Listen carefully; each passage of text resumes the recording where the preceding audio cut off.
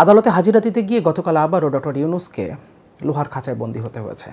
হাজিরা দিয়ে বের হওয়ার পর তিনি সাংবাদিকদের সাথে কথা বলেছেন এবং জানিয়েছেন এটা তাদের জন্য, অর্থাৎ ডক্টর ইউনূস এবং একই মামলায় যারা অভিযুক্ত তাদের জন্য অপমানজনক। পাশাপাশি তিনি বলেছেন এটা দেশের যে কোনো মানুষের জন্য অপমানজনক, কারণ যতক্ষণ পর্যন্ত অভিযোগ প্রমাণিত না হয় ততক্ষণ একজন মানুষ নিরপরাধ, এবং নিরপরাধ একজন মানুষকে কোনোভাবে লোহার খাঁচার ভেতরে বন্দী করা যায় না।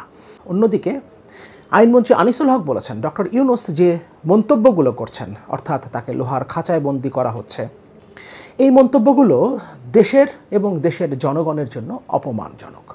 তিনি দেশ এবং দেশের জনগণকে অপমান করছেন, কারণ ডক্টর ইউনূস বাংলাদেশে দাঁড়িয়েও যখন কোনো কথা বলেন সেটাও আসলে একটা ইন্টারন্যাশনাল ভয়েস, এটা সারা পৃথিবীতে ছড়িয়ে যায় ডক্টর ইউনূস কি বলছেন, বিশেষ করে পশ্চিমা বিশ্ব এখানে রিয়্যাক্ট করে।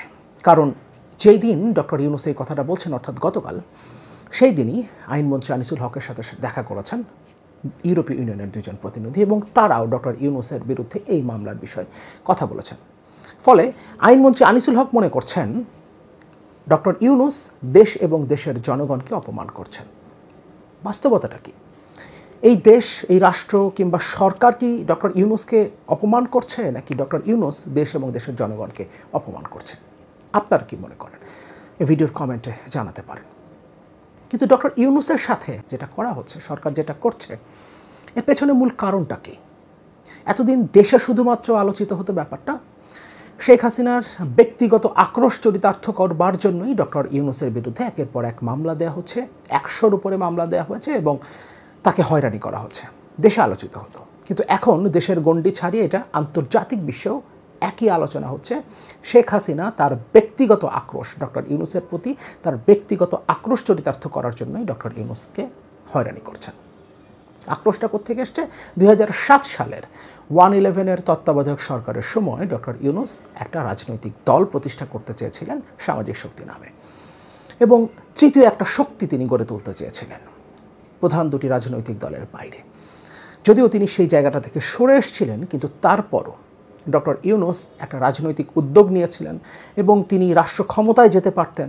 সেক্ষেত্রে আওয়ামী লীগ যে গত 15 বছর ধরে, ইনফ্যাক্ট 16 বছর ধরে ক্ষমতায় আছে, সেটা সম্ভব হতো না। এখান থেকে ডক্টর ইউনূসের প্রতি একটা আক্রোশ জন্ম নিয়েছে শেখ হাসিনার, এবং সেই আক্রোশটাই তিনি চরিতার্থ করছেন আন্তর্জাতিক বিশ্বে। এমনকি রয়টার্সের মতো পত্রিকায় এই কথা লেখা হচ্ছে, প্রতিবেদন প্রকাশিত হচ্ছে। রয়টার্সে প্রকাশিত একটা প্রতিবেদন আমি আজকের ভিডিওতে পড়ব। পাশাপাশি ডক্টর ইউনূসের মন্তব্য এবং আইনমন্ত্রী আনিসুল হকের মন্তব্যটাও আমরা দেখার চেষ্টা করব। এবং সবচেয়ে বড় যে বিষয়টা ডক্টর ইউনূসকে ঘিরে যা হচ্ছে, সেটা এই সরকারের জন্য তো বটেই, দেশের জন্য কত বড় বিপদ ডেকে আনছে সেই বিষয়টাই মূল আলোচনা।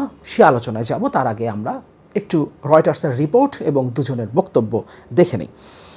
রয়টার্সের রিপোর্টের বাংলায় অনুবাদ করেছে মানব জমিন। বাংলাদেশে কোনো রাজনীতি নেই, একটি মাত্র দল আছে, এ কথাটা বলছেন ডক্টর ইউনূস। ক্ষমতাসীন দল কর্তৃক রাজনৈতিক প্রতিযোগিতায় আগ্রাসনের ফলে বাংলাদেশ একদলীয় রাষ্ট্রে পরিণত হয়েছে। এক সাক্ষাৎকারে এমনটাই বলেছেন নোবেল শান্তি বিজয়ী বিশ্বব্যাপী ক্ষুদ্র ঋণ আন্দোলনের অগ্রদূত মোহাম্মদ ইউনূস। এভাবেই রয়টার্স তার রিপোর্টটা শুরু করেছে। জানুয়ারিতে অনুষ্ঠিত নির্বাচনের মাধ্যমে প্রধানমন্ত্রী শেখ হাসিনা টানা 4র্থ মেয়াদে জয়লাভ করেছেন, কিন্তু ওই নির্বাচন প্রধান বিরোধী দল বয়কট করেছিল। দলটির শীর্ষ নেতারা নির্বাচনের আগে হয় জেলে, নয়তো নির্বাসনে ছিলেন। ইউনূস গ্রামের দরিদ্রদের জন্য $100-এরও কমের ক্ষুদ্র ঋণ প্রদান করে লাখ লাখ মানুষকে দারিদ্র্য থেকে মুক্ত হতে সাহায্য করেছিলেন। তিনি 2007 সালে একটি রাজনৈতিক দল গঠনের পরিকল্পনা করে হাসিনাকে ক্ষুব্ধ করেছিলেন। 2006 সালের নোবেল বিজয়ী ইউনূস শেখ হাসিনার ক্ষমতাসীন আওয়ামী লীগ দল ব্যাপক দুর্নীতিতে জড়িত বলে অভিযুক্ত করে বলেন, বাংলাদেশে প্রকৃত রাজনৈতিক বিরোধীদের অভাব রয়েছে। গত সপ্তাহে রাজধানী ঢাকায় নিজ অফিসে 83 বছর বয়সী ইউনূস বলেন, বাংলাদেশে কোনো রাজনীতি অবশিষ্ট নেই, একটি মাত্র দল আছে যারা সক্রিয় এবং সব কিছু দখল করে। তারাই সব কিছু করে, নিজেদের তৈরি পথে নির্বাচনে যায়। তিনি আরও বলেন, তারা নিজেদের মানুষদের বিভিন্ন রূপে নির্বাচিত করে, সঠিক প্রার্থী, ডামি প্রার্থী, স্বতন্ত্র প্রার্থী, তবে সবাই কিন্তু একই দলের।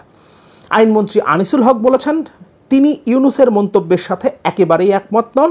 তিনি টেলিফোনে রয়টার্সকে বলেন, শুধু আমি একমত নই, দেশের জনগণও দ্বিমত পোষণ করবে। তিনি আরও বলেন, এদেশে গণতন্ত্র পুরোপুরিভাবে কার্যকর। রিপোর্টের শেষের দিকে বলছেন, নির্বাচনের ঠিক আগে বাংলাদেশের একটি আদালত শ্রম আইন লঙ্ঘনের দায়ে ইউনূসকে 6 মাসের কারাদণ্ড দিয়েছিল, যেটি তিনি অস্বীকার করেন। যদিও সেই মামলায় জামিন পাওয়ার পর তাকে কারাগারে যেতে হয়নি, কিন্তু ইউনূস নিয়ম লঙ্ঘন এবং দুর্নীতির অভিযোগে 100টিরও বেশি মামলার মুখোমুখি, যেগুলোকে তিনি খুবই ঠুনকো বানানো গল্প বলে উড়িয়ে দিয়েছেন। আনিসুল হক ইউনূসের বিরুদ্ধে অভিযোগ মিথ্যা এমন দাবি অস্বীকার করেছেন। রয়টার্সের সাথে আনিসুল হক যা বলেছেন, ইউরোপীয় ইউনিয়নের 2জন প্রতিনিধির সাথে সাক্ষাতে তিনি একই কথা বলেছেন এবং গতকাল তিনি সাংবাদিকদের ঠিক এই কথাগুলোই আবারও রিপিট করেছেন। ইউনূসের সমর্থকরা বলছেন, হাসিনার সরকার তাকে অসম্মান করতে চায়, কারণ তিনি একসময় নাগরিক শক্তি নামে একটি রাজনৈতিক দল গঠনের কথা ভেবেছিলেন। হাসিনা এই বিতর্ককে অস্বীকার করে ইউনূসকে 2011 সালে গরিবের রক্তচোষা বলে অভিহিত করেন।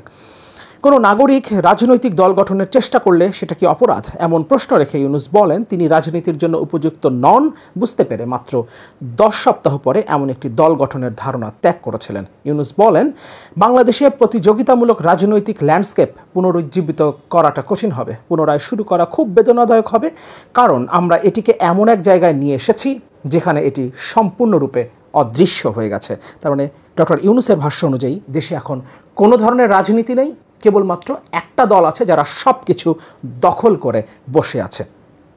ডক্টর ইউনূস কি বলেছিলেন সাংবাদিকদের সাথে, অল্প কয়েকটা কথা একটু পড়ি। আজকে আমরা অনেকক্ষণ খাঁচার মধ্যে ছিলাম, এটা অত্যন্ত অপমানজনক।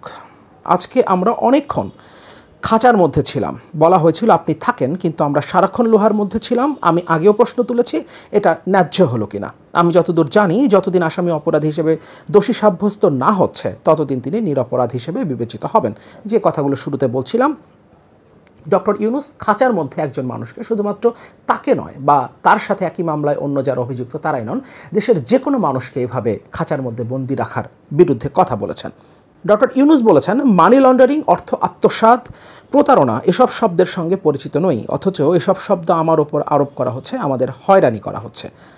এরপর তিনি বলছেন, আমি রক্তচোষা, আমি সুদখোর, আমি দেশের শত্রু, আমি পদ্মা সেতুর অর্থ আটকে দিয়েছি, চারিদিকে ষড়যন্ত্র করে বেড়াই, কথার কথা এভাবেই বলা হচ্ছে, এগুলোই হচ্ছে হয়রানি, আমাকে জোর করে গ্রামীণ ব্যাংক থেকে বের করে দেওয়া হয়েছে। আরও অনেকগুলো কথা বলেছেন ডক্টর ইউনূস, এবং যেটা শুরুতে বলছিলাম, ডক্টর ইউনূসের একটা বক্তব্য, তিনি বাংলাদেশে আদালত প্রাঙ্গণে দাঁড়িয়েও যে কথাটা বলছেন সেটাও আসলে ইন্টারন্যাশনাল ভয়েস, এটা সারা পৃথিবীতেই আসলে ছড়িয়ে পড়ছে। বিশেষ করে পশ্চিমা বিশ্ব তার প্রত্যেকটা বক্তব্যকে সিরিয়াসলি মনিটর করছে এবং তার সাথে কি হচ্ছে সেটাও সিরিয়াসলি মনিটর করছে। কারণ সাম্প্রতিক সময় এই বছরেরই ফেব্রুয়ারি মাসে স্টেট ডিপার্টমেন্ট বলেছিল ডক্টর ইউনূসের বিরুদ্ধে যেটা হচ্ছে, যেভাবে তাকে হয়রানি করা হচ্ছে, তাতে বাংলাদেশে বিদেশি বিনিয়োগ বাধাগ্রস্ত হতে পারে। এবং মার্কিন যুক্তরাষ্ট্রের এই বক্তব্যের পরপরই আমরা জানতে পারি গত 1 বছরে বাংলাদেশ থেকে 16% থেকে 20% পর্যন্ত বিদেশি বিনিয়োগ কমে গেছে। এবং ফেব্রুয়ারির এই বক্তব্যের পর এখন পর্যন্ত এই বছরের প্রথম 6 মাসে বাংলাদেশ থেকে 22% বিদেশি বিনিয়োগ কমেছে। এবং গত মাসে স্টেট ডিপার্টমেন্ট আবারও একই মন্তব্য করেছে এবং এবার আরও শক্তভাবে। তার মানে সামনের দিনে বাংলাদেশ থেকে বিদেশি বিনিয়োগ আরও কতটা মাত্রায় কমে যেতে পারে সেটা আমরা ধারণা করতে পারি। ডক্টর ইউনূসের মন্তব্য দেশের মানুষের জন্য অপমানজনক, এটা আইনমন্ত্রী বলেছেন। তার বক্তব্যটা একটু দেখে নেই। কর ফাঁকি দেবার মামলাকে পৃথিবীর বিভিন্ন দেশসহ পশ্চিমা দেশগুলো অত্যন্ত গুরুত্বপূর্ণ মামলা হিসেবে বিবেচনা করে বলে জানিয়েছেন আইনমন্ত্রী আনিসুল হক। ঠিক সেভাবেই ডক্টর ইউনূসের মামলা পরিচালিত হচ্ছে। দেশের যে কোনো নাগরিক আইন ভঙ্গ করলে তার যেমন বিচার হয়, ডক্টর ইউনূসেরও সেভাবেই বিচার হচ্ছে। তবে তিনি যেসব কথা বলে বেড়াচ্ছেন তা অসত্য এবং এসব কথা বাংলাদেশের জনগণের জন্য অপমানজনক। দেশের যে কোনো নাগরিক আইন ভঙ্গ করলে তার যেভাবে বিচার হয়, ডক্টর ইউনূসকে সেভাবেই বিচারের সম্মুখীন করা হয়েছে। আসলেই কি তাই? শুধুমাত্র আওয়ামী লীগ না, সরকারকে যারা সার্ভ করেছেন, এরকম কতগুলো নাম আমাদের সামনে গত কয়েকদিনে এসছে, তাদের কোনো বিচার আপনারা করতে পেরেছেন? বরং তাদেরকে আপনারা দেশ থেকে বাইরে পালিয়ে যেতে সাহায্য করেছেন। এমনকি দেশে তাদের যে অবৈধ সম্পদ ছিল সেগুলো টাকা তুলে নিয়ে যাওয়ার ব্যবস্থা করেছেন। আর ডক্টর ইউনূসকে আপনারা লোহার খাঁচায় বন্দী করেছেন। বুধবার সচিবালয়ে আইন মন্ত্রণালয়ের সম্মেলন কক্ষে ইউরোপীয় দুই প্রতিনিধি দলের সঙ্গে সাক্ষাৎ শেষে তিনি এসব কথা বলেন। আইনমন্ত্রী বলেন, ডক্টর ইউনূসের বিরুদ্ধে দুর্নীতি দমন কমিশন একটি মামলা করেছে। সে মামলার ব্যাপারে আমি বলেছি মামলাটি আদালতে চলমান রয়েছে। আদালতে যে মামলা চলমান থাকে সে মামলা সম্পর্কে আইনমন্ত্রী কোনো কথা বলেন না। সে ব্যাপারটাও তাদেরকে অর্থাৎ ইউরোপিয়ান প্রতিনিধি দলকে বলেছি। আরেকটি বিষয় আমি বলেছি, তার বিরুদ্ধে ট্যাক্স না দেওয়ার মামলা রয়েছে। তার একটি মামলা তিনি আপিল বিভাগ পর্যন্ত গিয়ে হেরে গেছেন এবং তারপর তিনি ট্যাক্স দিয়েছেন। যে কথাগুলো তিনি রয়টার্সকে বলেছেন, একই কথাই তিনি ইউরোপীয় ইউনিয়নের প্রতিনিধিদেরকে বলেছেন এবং তিনি তাদেরকে বলেছেন তার বিরুদ্ধে কোনো ধরনের হয়রানি করা হচ্ছে না, স্বাভাবিকভাবেই তার বিচার কাজ পরিচালিত হচ্ছে যেভাবে দেশের অন্যান্য সাধারণ একজন মানুষের বিচার কাজ পরিচালিত হয়। আদৌ সরকারের সাথে সংশ্লিষ্ট কারোর বিচার হয় কিনা সেটা আমরা জানি। সুতরাং আইনমন্ত্রী আনিসুল হক যা বলছেন সেটা যে সম্পূর্ণরূপে মিথ্যা, সম্পূর্ণরূপে ভুল তথ্য দিচ্ছেন, সে ব্যাপারটা আলাদা করে বলবার কিছু নেই। এমনকি তিনি জনগণের পক্ষ থেকে বলেছেন জনগণও নাকি মনে করে যে দেশকে অপমান করছেন, দেশের জনগণকে অপমান করছেন ডক্টর ইউনূস। যাই হোক, মূল ব্যাপারটা হচ্ছে ইউরোপীয় ইউনিয়নের প্রতিনিধি দল আইনমন্ত্রীর সাথে সাক্ষাৎ করে ডক্টর ইউনূসের ব্যাপারে কথা বলেছে। কয়েকদিন আগে মার্কিন স্টেট ডিপার্টমেন্ট জানিয়ে দিয়েছে ডক্টর ইউনূসকে যেভাবে হয়রানি করা হচ্ছে তাতে বাংলাদেশে বিদেশি বিনিয়োগ বাধাগ্রস্ত হবে। এবং একই কথা যখন ফেব্রুয়ারি মাসে বলেছিল তারপর তার ইফেক্টটা আমরা দেখেছি। এবং বাংলাদেশে এই মুহূর্তে রিজার্ভ $12 বিলিয়ন ঘরে এবং আইএমএফের সামনের কিস্তিগুলো বাংলাদেশ পাবে কিনা, সামনের কতগুলো কিস্তি আসলে তারা আদায় করতে পারবে আইএমএফের কাছ থেকে, সেটা নিয়ে যথেষ্ট সন্দেহ আছে। কারণ রিজার্ভের যে লক্ষ্যমাত্রা আইএমএফ ঠিক করে দিয়েছে সেটা অর্জন করতে পারেনি এখন পর্যন্ত, কোনোবারেই তারা পারেনি, কোনো দফাতেই তারা পারেনি। কিন্তু তারপরেও আইএমএফ বারবার সেটা কমিয়ে দিয়েছে। কিন্তু এবার কমানোর পর যেটা করেছে সেটাও আসলে বাংলাদেশ কোনোভাবেই অর্জন করতে পারবে না। সুতরাং সামনের দিনে আইএমএফের ঋণ বাংলাদেশ পাবে কিনা, ঋণের পরবর্তী কিস্তিগুলো বাংলাদেশ পাবে কিনা সেটা নিয়ে যথেষ্ট সন্দেহ আছে। পাশাপাশি ঋণের কিস্তি পরিশোধের চাপ আসছে, ভয়ঙ্কর রকম চাপ আসছে। কারণ শুধুমাত্র সুদ পরিশোধের জন্য আমরা 1,13,000 কোটি টাকা রেখেছি এই বছর। সামনের বছর থেকে আমাদেরকে মূল টাকাও পরিশোধ করতে হবে, তখন প্রায় 2 লাখ কোটি টাকা হয়তো আমাদেরকে রাখতে হবে শুধুমাত্র ঋণের কিস্তি পরিশোধ করবার জন্য। সুতরাং দেশের অর্থনীতি পুরোপুরিভাবে ধ্বংস হয়ে যাচ্ছে, ধসে পড়ছে। এই পরিস্থিতিতে যদি বাংলাদেশে বিদেশি বিনিয়োগ বাধাগ্রস্ত হয়, এবং সেটার আলামত তো আমরা দেখেছি মার্কিন স্টেট ডিপার্টমেন্টের বক্তব্যের পর, সেটার আলামত আমরা দেখেছি। সুতরাং ডক্টর ইউনূসকে নিয়ে এভাবে সরকারের এই খেলা সরকারের জন্য তো বটেই, দেশের সাধারণ মানুষের জন্য, দেশের জন্য, দেশের অর্থনীতির জন্য কোনোভাবেই মঙ্গলজনক নয়।